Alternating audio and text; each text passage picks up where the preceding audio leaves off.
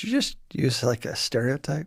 Like all the Irish say that. Like No, it was attribution. It's Celtic. It's an old saying. I don't know. And I properly. Hey there. If you've joined the podcast today, my name is Chris Jarvis. I work with companies on employee giving and volunteering programs. And my name's Jake McIsaac. I spend a lot of time thinking about public safety and restorative justice. So we are having conversations here that we've been having for 20 years. Yeah, the only difference now is we press record and share it with you. Thanks for joining us. Today, we're going to talk about DEI, diversity, equity, inclusion, and how the private sector is pushing for a more diverse, inclusive, and equitable workforce. And we're going to look back in 1954 at one of the earliest attempts. It's kind of cool. It's kind of weird, but mostly it's just strange.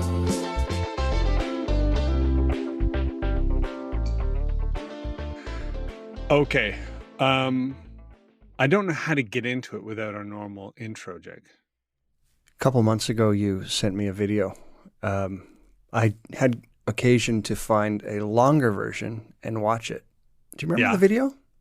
I send you a lot. Was this one of the TikTok ones? Because they're so speedy and interesting. So yeah, no, it wasn't TikTok. Although I wait, is it the? It was something about sales. And it was we were talking about well, it's called The Secret to Selling the Negro.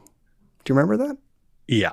So I was going to try and find a easier way to just jump in, but it's a documentary from the 50s and had occasion to watch it all. It's about a 20-minute documentary and thought that'd be kind of cool to talk about today.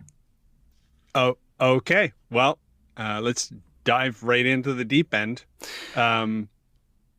Yeah, so I should also let you know, I played it for my mom. Oh, wow. Yeah. Okay, because I did check it out later too. And, and your mom. Mm-hmm. Okay, so for listeners who can't see Jake right now, he's from a biracial family. His mom is the most elegant Black woman I think I've strong Black woman, very stately, proud, powerful, matriarchal, kind of. You're like, she's so elegant, and I'm very afraid.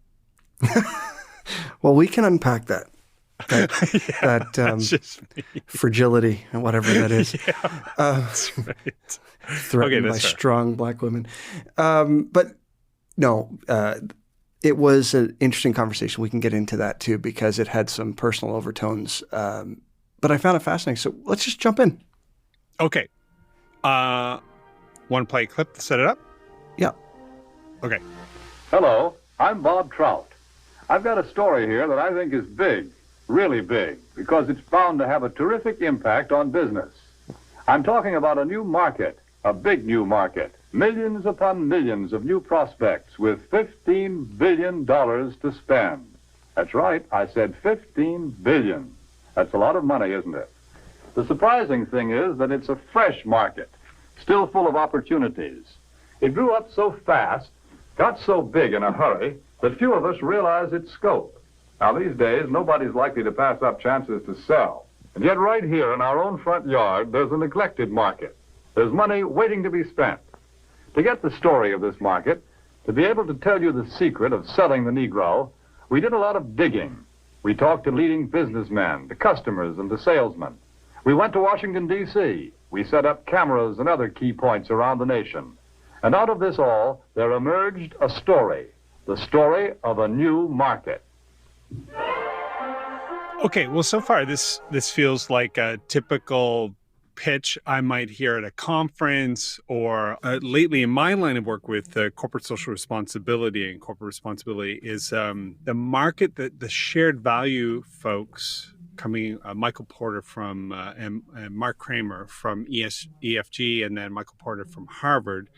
We're talking about, look, there's a market at the bottom of the pyramid, the world's poorest people. We can make products and sell to them and bring them into the economy. And if we do it in the right way and they get a good product, then this is a win-win. It's shared value. Everybody wins.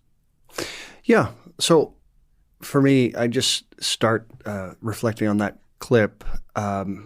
that they're talking to someone, that this documentary was meant for a particular audience, and this audience had was supposed to be seeing the opportunity as presented to them, and was supposed to be seeing that laneway to profits. Right. And so nothing bad yet. Pretty typical. Pretty typical, right? Stuff. So carving this out, and except how it gets framed up after that. And I don't it felt a bit campy, and I get that context matters. So we're watching this in 2022, and this was created in 1954. So we have to be fair. Yeah. That I think that sort of the production value, the way they're talking about folks, is set in a time. But I was actually pretty surprised by some of the things that would have been progressive, maybe even thought leaders at the time. Okay, yeah, because right now it's just, there's a new market, it's 54, let's go get it. It's $15 billion, which in 54 has got to be a lot. So let's find out who this market is. Yeah, it's Black folks.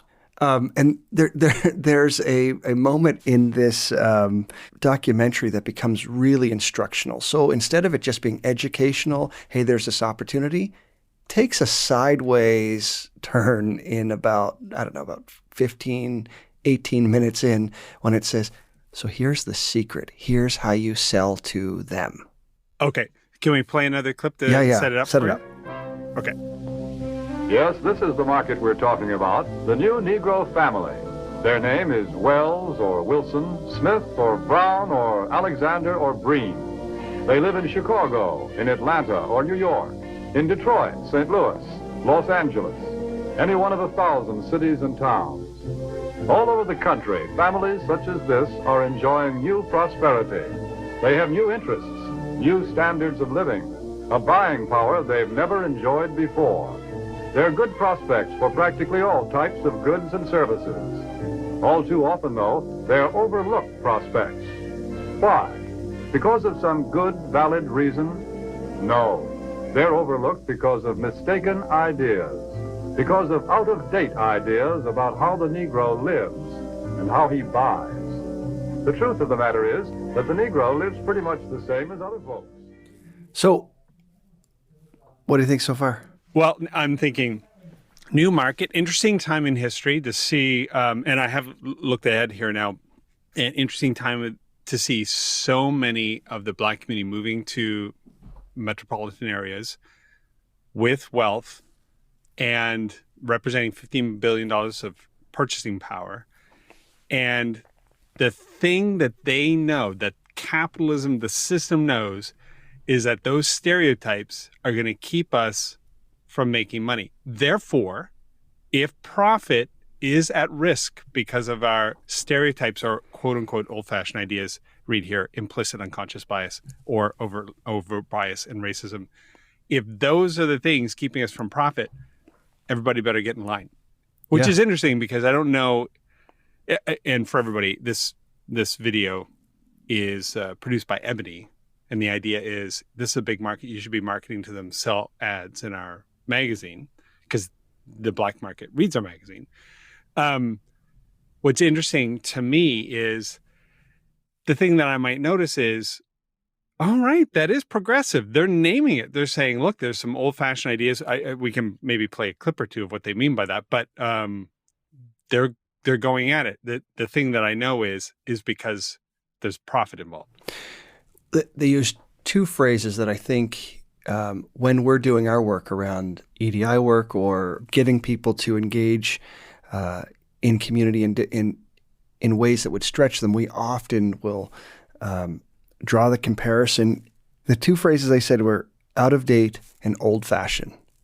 So this is the new. This is progressive. This is what's on. This is what's coming. You're not going to be able to stand in the way of it, right? So the wealth was growing. $15 billion was now on the table for the taking. I think it talks about in that documentary that in 1954, the average Black family in the United States was making 4 times what they were making in 1939. And so things are moving quickly. I wonder if they're almost signaling you can't stop this. And so we end up having these conversations around how to be more inclusive. No company is going to ever say, we're not going to be inclusive. Like, no one's going to say that. And so you're always running up against the change management process within these companies. Right.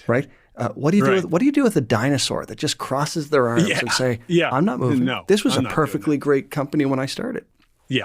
Right? We don't need that. I know how to sell. I've got customers. I don't need this. I don't need new customers. I don't need new money. Yeah. So it for me, that was interesting to say they were positioning it in much the same way we have our conversations. Which is not, Okay, so here's what came to mind for me when you said that. So diversity, equity, inclusion, really big, important initiative being led by the private sector because the religious communities basically opted out to become as partisan as the public politics, and the politicians are beholden to a more populist mentality of we need to appease the most people with the lowest common denominator and not wander into things, which is typically what politicians do anyways, but they are not able to lead in this. And I think we've talked about this before, but Edelman does a trust barometer survey every year, and they found for the second year in a row last year that employers are the most trusted source of authority in the United States and Canada. Yeah. So your employer is the one you're most confident on because everybody else seems swayed, duplicitous, or involved in something, or has an ulterior motive.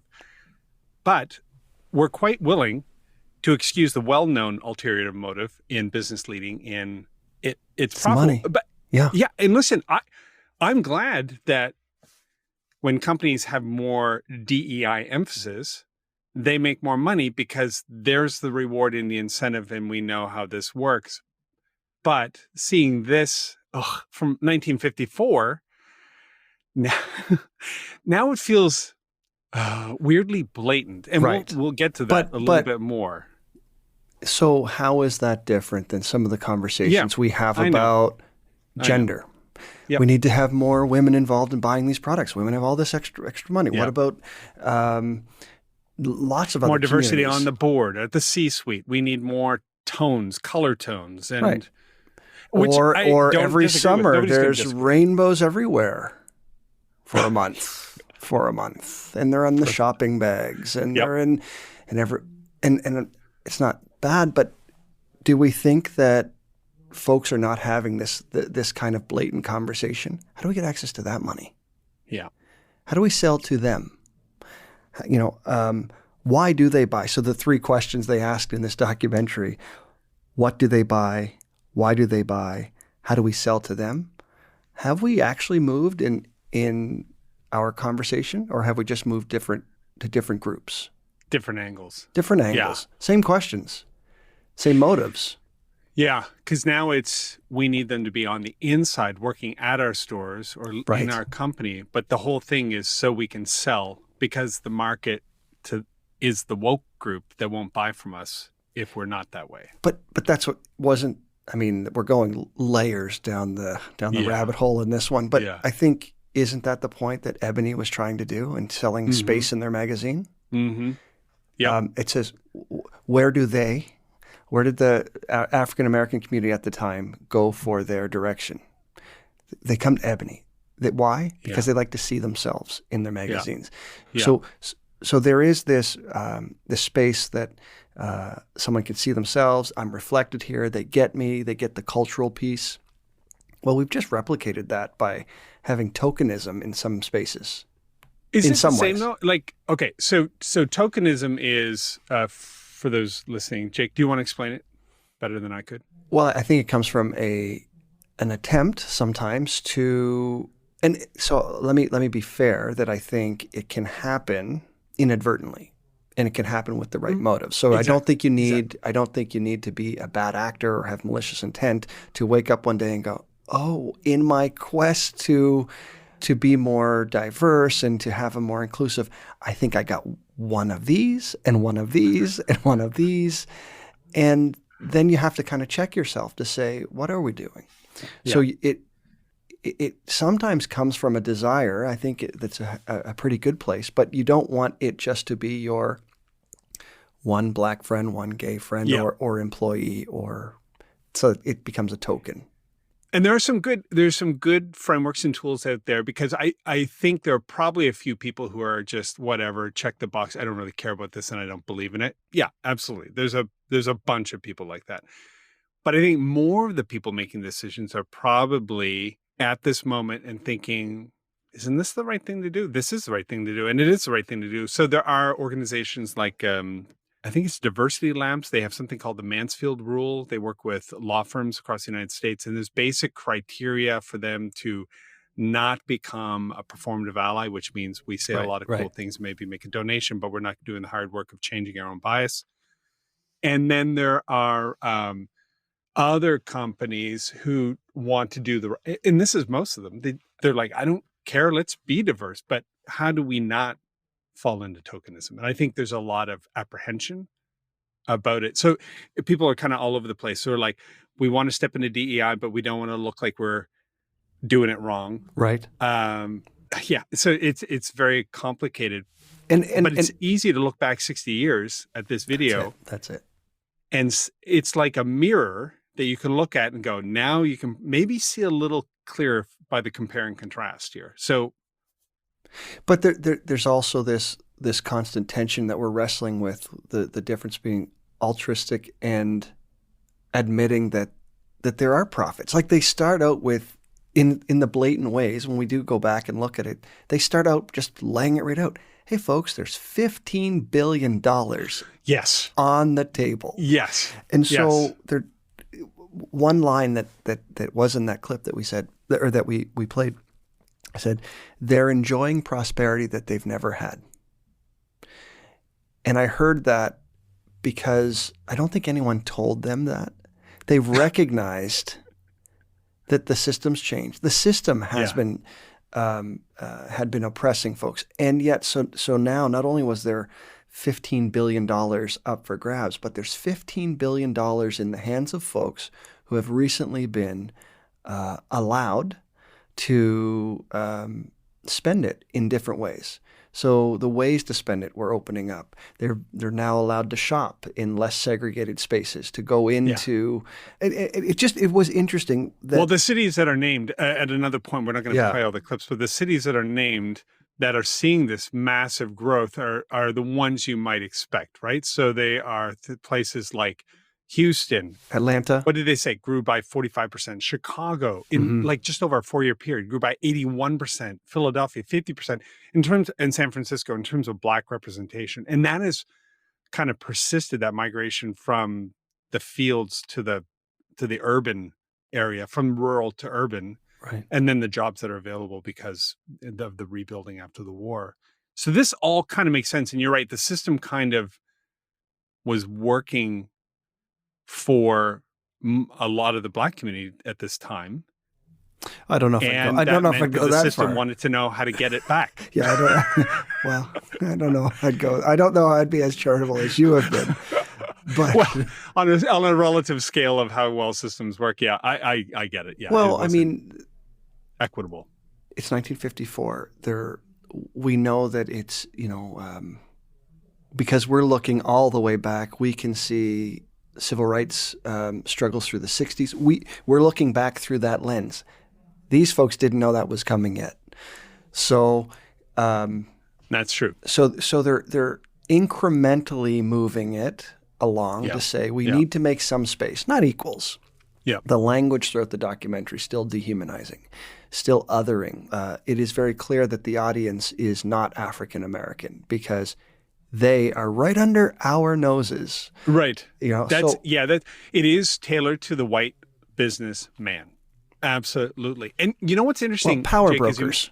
Yes, the power brokers. And I think we should illustrate exactly the nuance because it is at both progressive for the era, right, correct, and horribly othering and terrible, somehow all at the same time. And you made a comment earlier in the show that I think is really interesting.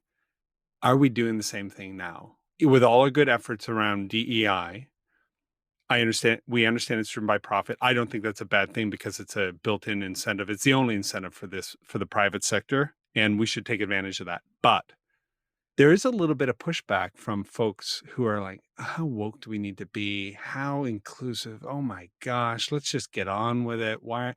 And I wonder if 50, 60 years from now, we might not look back at this point and think about how DEI was off. The wonderful, terrible, I don't know.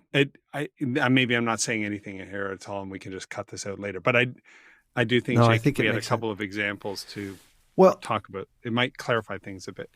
Yeah, I think there's a clip we should play and insert here, the clip that I don't think we'll be able to find it right now, but near the end, there's a salesperson, and he says, he's standing outside of a corner store. Got it right here. Okay. You want it? Yes. Okay. Because the other section I want to go back to is crazy too. So the three things. I want to get there too. Okay. But this one first. Here we go. Here's a live example of a successful salesman. Is it really so different? What do salesmen say? The successful salesmen who do a good job of selling in Negro communities. How do you go about getting the order? How do I get the order? Well, to tell you the truth, I don't do anything. Anything different, that is. I've been calling on these accounts long enough to know that the Negro just wants to be treated like everybody else. That's it, right? That's it? Yeah. I don't do anything. I don't do anything different at all. Right. And we don't have to. The clip gets a little bit long as he goes through the next part, but this moment, the next part that he talks about is he says something to the effect of a little friendliness and courtesy goes a long way. I've learned that no one likes to be patronized and talked down to. Uh-huh. And actually, it's this. Despite everything else, everybody else they talked to, was it the Secretary of Commerce? They had a lot of really official-looking folks and sounding folks along the way, and they go to Joe Salesman, who's working in the community, and he says, "Here's what I've learned: treat people with respect, give them dignity, don't talk down to them, see the human." Right? Not his words. But literally the same kind of things that we talk about. If you can make a connection, he says, I use names. Yeah, last names, Mr. and Mrs. Until I'm given permission to talk to them and to use their first name. And he structures a respectful engagement and respectful relationship. And in those moments, I don't overstep, I don't overshare, I give ideas. And actually, when I was listening to it, I thought I'd buy from this person just about anything he's selling because he was meeting them at a very human level. And the rest of the up to that point, we can go back and talk about the really gross stuff, but he almost works against the whole documentary in that one clip. He says, no, I think the secret is just see them as humans. Yeah, just that would have made a much more affordable marketing campaign for Ebony Magazine. Let's just play. I want to play a snapshot here so you can hear. And as you're listening, listen to as opposed to. Do this as opposed to what? Like, what are the alternatives that he's saying? Do not use phrases like boy and other things when you go to sell to a corner store owned by a black man, which is what the image is about. But they don't say any of that. In my background, in my mind, I'm thinking that's what they don't want to happen. So they're actually have to walk people through common courtesy for the community. So let's just play it for a sec. No matter who you're calling on, a little friendliness and courtesy help a lot. But naturally, anybody resents being patronized or talked down to. So I usually call a man Mr. Brown, Mr. Smith, or Mr. whatever his name is, until he tells me to call him by his first name. And of course, I always stick to business. And it just goes on like that. Just decent, common courtesy. But they had to create by the way, colorized in 54. So very expensive clip. I see. to help salesmen curb the natural racism that would come out and mean that they couldn't access $15 billion in sales. Yeah, I think that's 100% right, because this is execution of all of these things fall down on humans. So you can have a great strategy. You can decide as a business leader that this is what we're going to do. I mean, this happens when we have conversations about, we both work with senior leaders in institutions that say, we want to be this, and it seems aspirational. But the application goes off the road when a couple people say, no, I'm not doing that. Or they say they will do it, but then do it very badly. Yeah. So you're right. They had to solve for that up front. Yes. Like this is our biggest barrier. You have to treat them like human beings, dummies. Yeah. All the white salesmen, just stop. Like that, you're right. That could have been the entire thing. But they had to make a business case for treating other people as humans. And DEI is the business case for treating other people as humans. We are still in 1954. In many, many, many ways. Well, that just sort of reduces what I thought was a very progressive movement among the private sector. And for anybody who's wondering, DEI, are they spelling DI different? It's diversity, equity, and inclusion. And these are the three words that tend to guide a lot of companies as they think about the demographics of the company. I think a lot of space is to add an A, to make sure that accessibility is there too, so that it doesn't just become about another form of ableism. I agree. So folks who are tracking along, you might see it as DEI or DEI, and oftentimes it has an A. It may be in brackets, but that's sometimes some of the lingo in this work. Yeah, and so maybe nobody listening to this podcast, but others when I say things like that when I'm doing it. True. What's that now? I certainly hope that's not true. It's a lot of work for no one to listen. When I'm on a stage and people say, with these phrases, LBGTQBZSY, I have to learn all this stuff. Why can't they just accept their place? Like, just be normal, and we wouldn't have to go all the way around like this. What rooms are you in? Okay. Well, I'm in the Estados Unidos, so every once in a while I have a mixed audience. But I don't think you can say anything up in Canada. No. Trucker rally in Ottawa. Anybody? Yeah. No. No. I wasn't getting judgy. I'm just. We can save that for another episode. Okay. Yeah. Let me play this section that you were referring to, and then we can just decide whether DEI is good or just old-timey marketing. Suck up your racism. We can make money. You can deal with it, kind of thing. Yeah. Hold on. Here we go. But we all know that before you can sell to customers, you've got to get to know them. You must understand something about them. What do the Negro customers buy? Why do they buy? How do you sell to them? Let's find out. Let's hear the opinion of men who have spent a lifetime studying the buying habits of customers the world over. Here is what sales psychologists have to say about selling to the Negro. The secret of selling to the Negro is expressed in one word. That word is recognition. Now, there's nothing unusual about that. People want to be recognized. They need recognition. That's basic in all of us. But perhaps because he's had so little of it, the Negro needs even more. He needs to feel important and appreciated. Okay, I'm going to stop there. Just going to zip ahead a little bit so we can get to the next. Just as another example. Can we not just... Okay, we'll come back to it then. Well, no, I don't mind talking about this now because I love how they said, we all need that. He's a human being. Mm-hmm. But let's admit one thing. There's a past that we don't talk about and that we're trying to get out of our history books where they may need more than most, so give it to them, right? I mean, but we're not going to talk about that. We're not going to talk about that stuff. This is this whole critical race theory conversation, right? And in this video, they're acknowledging a past that said they're enjoying new privilege that they haven't had before. They're in, they need to be recognized because they haven't been recognized. African Americans have. I think you're right. Don't just listen to what they're saying. Listen to sort of between the what words. they're not saying. Yeah.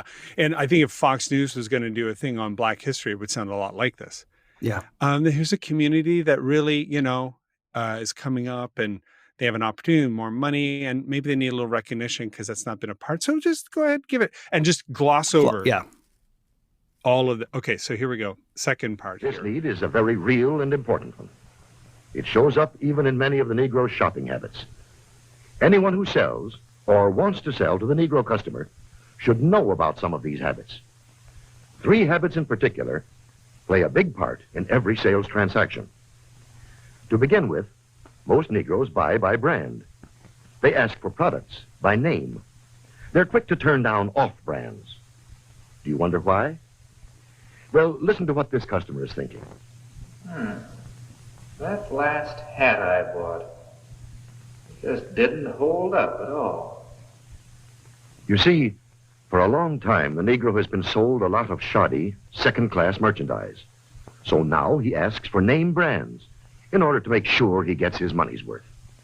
Buying by brand, that's the first important Negro buying. And good for him that he got out of that situation. I don't know how that happened, but he kept getting shoddy and bad merchandise. So now he wants, the stuff that has a brand name on it. So we need same thing again. It's kind of like a tip of the hat to it, but we're not going to go into it. And honestly, would they go into it in a marketing? I mean, this is to teach salesmen, one, stop using racial slurs, or you're not going to sell anything. Treat people like human beings. And by the way, this is a real market, so get selling. Yeah. I don't know if there's a place for critical race theory in something like this, but I don't know what to do. But at the same time, it reeks. So I know this is a conversation that happens, and I'm taking it a little outside of the community because I think. So if you find this documentary on YouTube and you go to the comment section, there is a whole conversation that happens in the comment section between the community. And one person says, stop telling our community's news outside, or something to that. And there is this moment where someone is saying, I think, hey, we're still struggling in some ways. So if a couple parts of this is true, folks like to be seen, like to be recognized, and then there's this conversation about always buying on brand. That has also and continued to be exploited. So what they talked about so blatantly in 1954 continues to be exploited, and say that many young men in my community, in the African Nova Scotian community, believe that there is a right set of shoes or a right brand, that because now that is tied to, in many ways, belonging, status. Yeah. It is credentializing in a different way. Yeah. Right? So other communities might credentialize around a degree, my degree, wherever. My office, seismic. Yeah. Some groups, and particularly some of these marginalized communities, at least in 1954, they're giving the heads up to salespeople. Hey, don't forget this. This is, I think, when I listen to this, I think they're telling, here's a weakness or a vulnerability. It has a backstory. You should lean into it. And I think that because of the next 2 tips.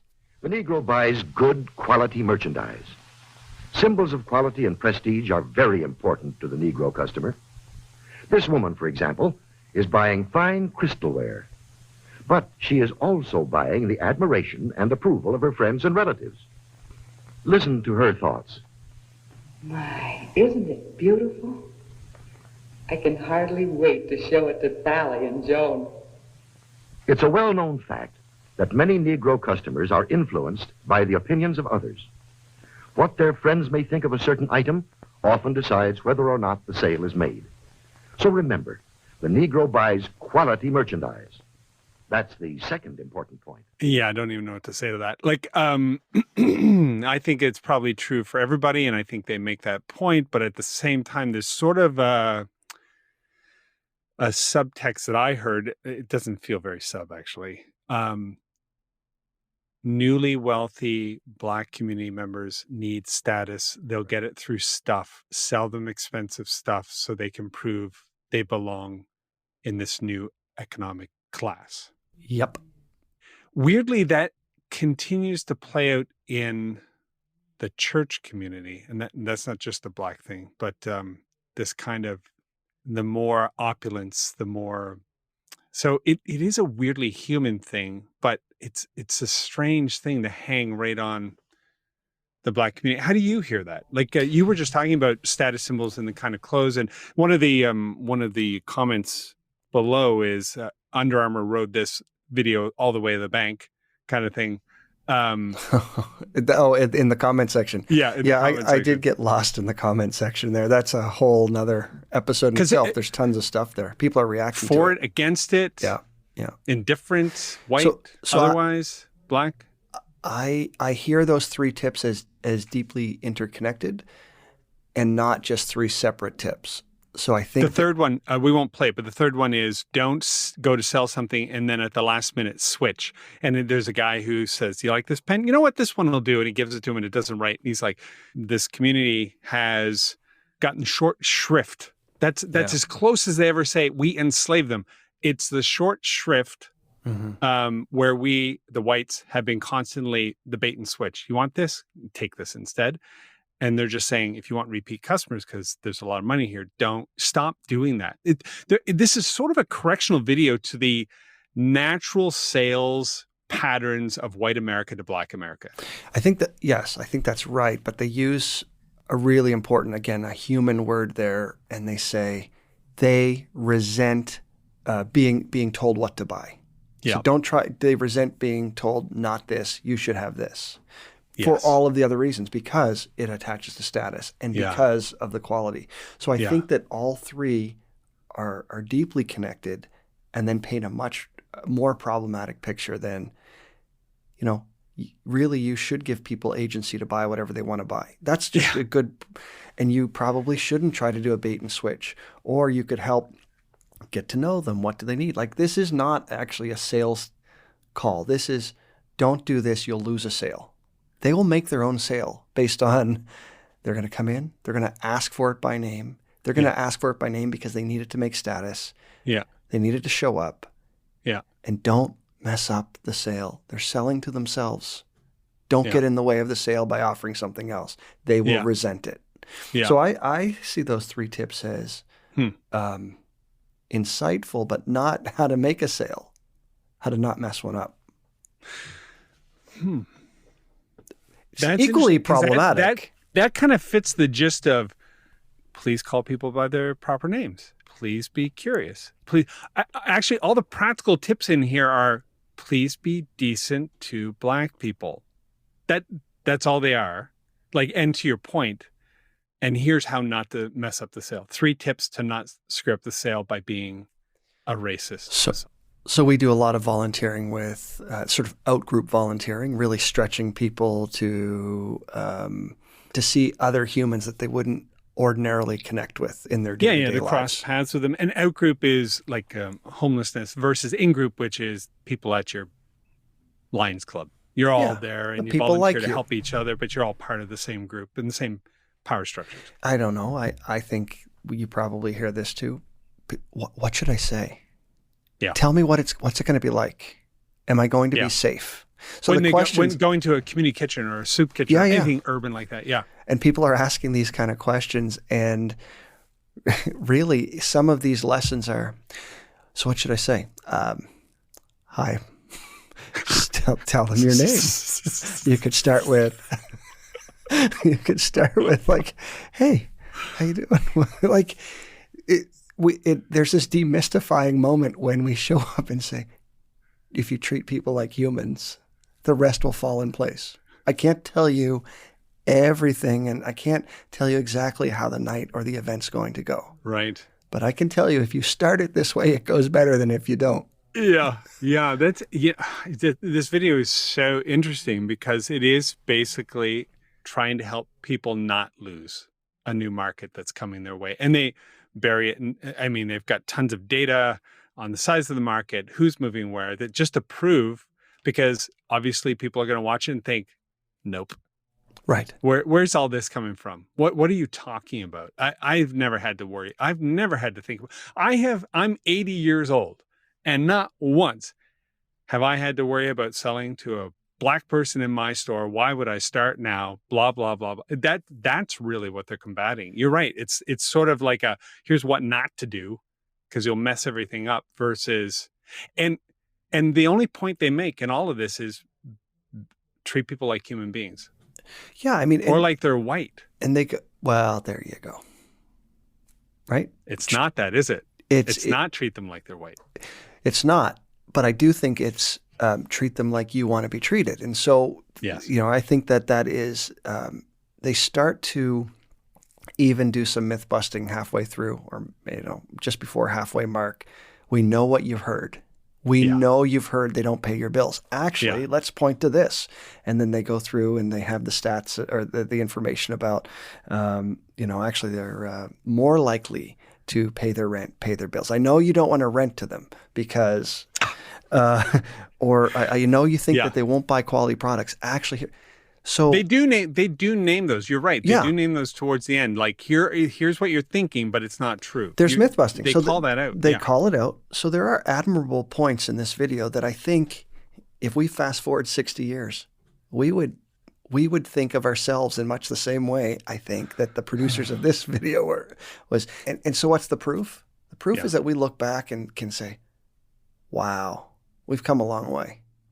I think that's it. The fact that we're looking back with this level of scrutiny on a video. It's a testament to progress. It's and progress. Forward motion.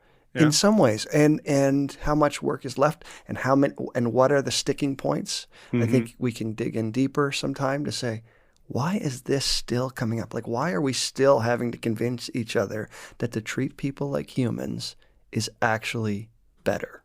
Why are we still stuck? Yeah. You and I have these conversations and get asked to come speak, and we'll go away. Well, I don't actually want to tank that side of the work. But, no, don't. Yeah. Don't say anything. Don't overshare. You're going to overshare. I feel like sometimes, did we just talk common sense again? Treat people with dignity, and they're like, more of that. Tell me more. Let's go deeper. Yeah, it's because I remember being there even myself with you when you first mentioned the word intersectionality. I'm like, okay, what's that? And for those of you who don't know, intersectionality means, Jake? That there are layers to our identity, that a person can show up, and what makes us wonderfully complex is that we're not only one thing. And so there's these layers of who you are, so we don't end up only thinking of one group. So a person doesn't have to be just Black or trans, but there are Black trans folks who have education, who don't have education. And so as we start to sort of peek behind the layers or the labels, we find all these interconnected pieces of identity. So this intersectionality and how each part of these identities have both privilege and oppression. So when I went away after that and read about it a little bit, I remember thinking, oh my gosh, this is such common sense. Why did I have to read a white paper to explain it to me? Yeah. And so we're all on this spectrum somewhere, getting where we're going to go. But the thing is to take the journey and to not give up. So in conclusion, we are not that far away from 1954. And the emphasis on DEI is being driven by profit. That's fine. This sales saying, don't be such a overt racist to Black people when they come in your store. That's being driven by profit too. And it can, because as you said, we have moved past this video at this macro scale. I'm not saying that there's still horrible original sin type things occurring. But as we consider that, what's the takeaway for today? So I think there's a couple things. The first thing that comes to mind is maybe there's space to do some reflection on our own efforts. So we don't have to wait 60 years to look back at someone else's. Yeah, okay. I like that one. Yeah, so, that is very good. So we can slow down and say, so how are we doing? So I think we tend to over celebrate or be overly critical. Well, that didn't work. I'm not doing that again. That's true. When the one hire didn't work out, because then you have to figure out, oh shoot, maybe that was tokenism. Yeah. So no baby and bathwater going out together. We just dig in and say, be appropriately critical and reflective, and then celebrate, but then don't arrive, right? So that's that conscious competence model that you just have to keep working it. You keep working the steps. So I think that's one thing, is that we're looking around and saying, what are we doing? How are we doing? What could we be doing better? Asking ourselves and the people around us the hard questions, and then being open to the feedback. Yeah. And the other thing is, the folks who maybe some of thought this up, Ebony Magazine, for example, some real thought leaders in this space, probably were way out ahead of most other people in some of these concepts and thinking and whatnot. I don't know if this video is a good representation of where they were in their own personal thinking, because you know how marketing kind of dumbs things down and makes things really commoditized and whatnot. Not to our listeners who are in that work. No, the marketers who listen here are awesome. Yeah. Yes, exactly. Okay. Yeah.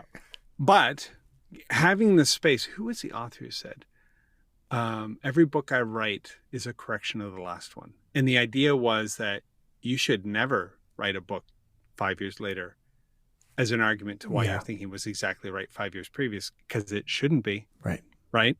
We're evolving. We're evolving. And so your admonition to continually revisit and reflect and consider, come up with a new maybe way of thinking about it, test that hypothesis, see if it works or didn't work, pull back, talk to people, reflect on it, come up with a new plan, do it again. This is the cycle of transformation. Right. It's that rational discourse. It's this conversation that says, push me to think differently. Help me get there. I'm even the struggling. stuff that you think you've nailed, right? Yeah. Yeah. Which is hard, because you want to celebrate it, but then still be able to, what do the Irish say? Hold on tightly, let go lightly. When you know it's time to let go, just let it go. But until then, grow with it, move with it. Did you just use like a stereotype? Like all the Irish say that.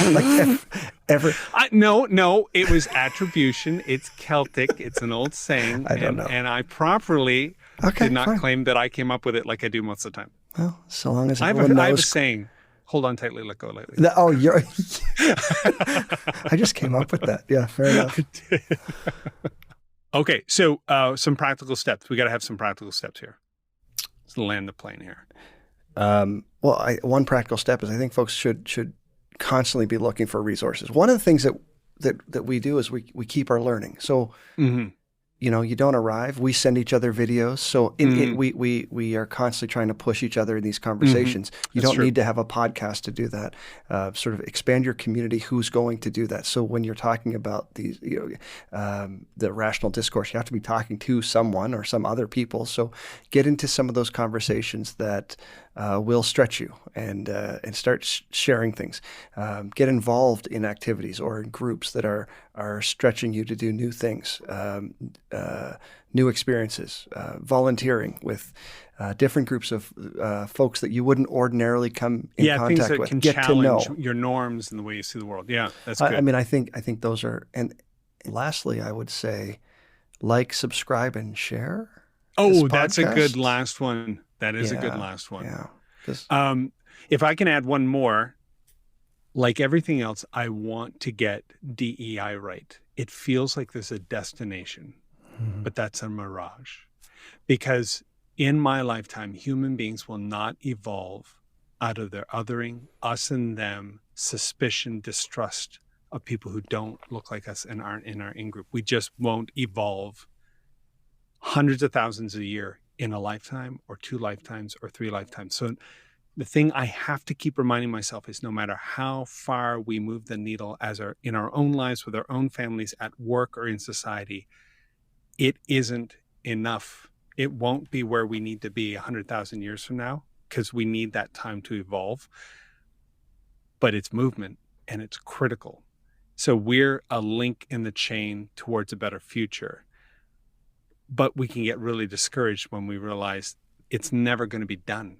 It's just not in our lives, Well, in that's my right. life, I never get to stop dealing with my own internal bias, which is because can be exhausting.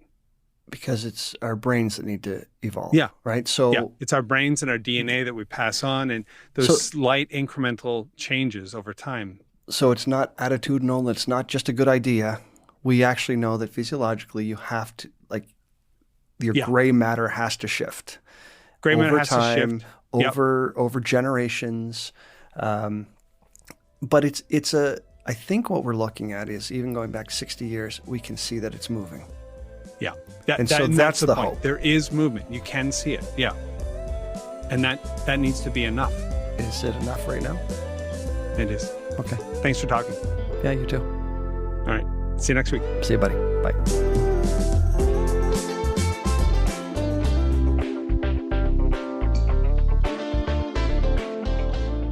This has been a Podstarter production.